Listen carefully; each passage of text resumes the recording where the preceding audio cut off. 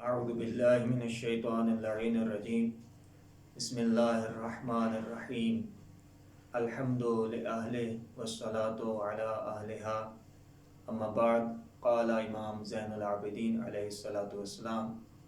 شہر رمضان شہر الصیام و شہر الاسلام و شہر الطہور و شہر التمحیص و شہر القیام الذي انزل فيه القرآن هدى للناس وبينات من الهدى والفرقان۔ سب سے پہلے اپنے ناظرین کی خدمت میں سلام علیکم ورحمۃ اللہ وبرکاتہ۔ عزیزان گرامی قدر، ماہ مبارک وہ مقدس مہینہ جس میں اللہ رب العزت کی طرف سے انسان کے لیے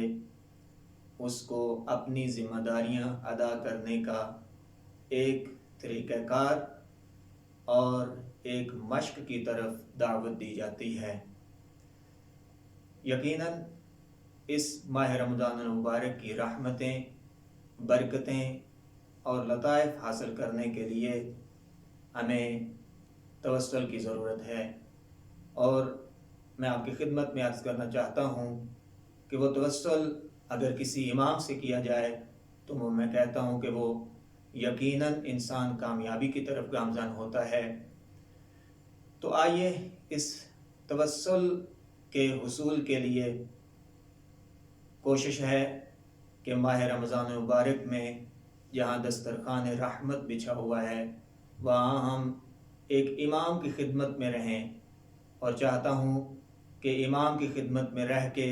امام کی تعلیمات سے اور امام کے بتائے ہوئے راستے پر چلتے ہوئے امام کی خدمت میں رہیں اور امام سے توسل کرتے رہیں، اور وہ امام زین العابدین علیہ السلام کے ساتھ ایک خوبصورت توسل ہے کہ امام زین العابدین علیہ السلام نے اپنی اسی حدیث کے اندر ارشاد فرمایا، شہر رمضان شہر الصیام و شہر الاسلام، ماہ رمضان المبارک روزوں کا مہینہ ہے، اسلام کا مہینہ ہے اور پاکیزگی کا مہینہ ہے، اور اسی طرح فرمایا کہ یہ وہ مہینہ ہے کہ جس میں قرآن نازل کیا گیا، اور وہ قرآن انسان کے لیے، لوگوں کے لیے ہدایت اور راہبر بن کر اترا۔ عزیزان محترم، اسی لیے ایک چھوٹی سی کاوش اور کوشش کی گئی ہے کہ انشاءاللہ اس ماہ رمضان المبارک میں آئندہ بھی وقتاً فوقتاً اپنے ناظرین کی خدمت میں امام زین العابدین علیہ السلام کی معصوم زبان سے کہ جو حدیث وارد ہوئی ہے کہ جس کو ہم رسالۃ الحقوق کے نام سے یاد کرتے ہیں، چونکہ اس لیے کہ ضرورت اس بات کی ہے